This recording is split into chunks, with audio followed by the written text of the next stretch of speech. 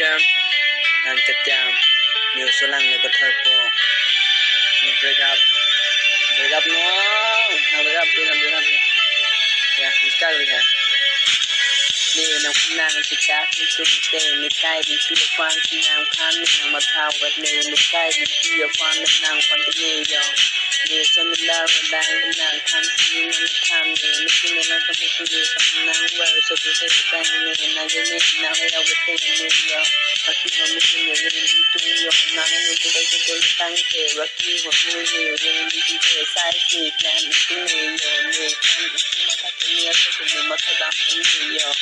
Jadi macam apa hello na medul na nambari na kini thana utekan kini kosa kini bola mun khajila suni dara kana long jon na thana utekan kini na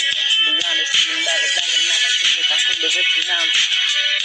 so lang no kathar po kalpi kalang phang tin ti kang chung pun ti koider anu wanta bada arang abang ke na ti pata ke lu pam ke masap ke para porta por do ulo ti pulo bang kan lo ke ya por de na Bella,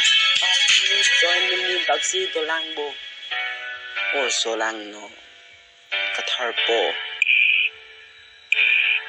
Yeah, like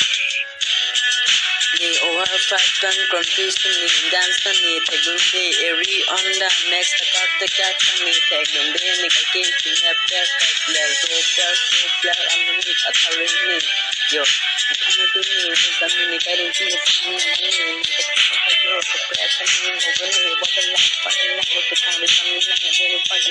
very samini I love this magazine na bana to hon binong me na te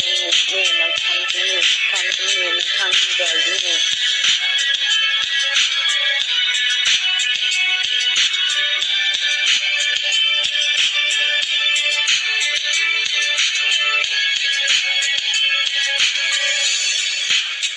Nikai arjon ni sindo age nang pame na kami chupuche raba nang apor ko ang do so magni kanti kasi ang chinki ayo sulang no kathar po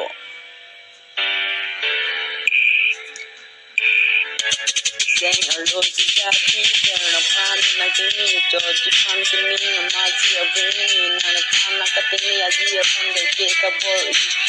body, and Katini, the King of Fani, Kosachi, Nakini, the Latin Gamati, Modern Hamati, Kami, Gamati, Kosachi, Kopichi, Saint to the Children, that Namji, Lamasi, Gamati, nay, I no break up, the break up we have, so long no kathar po.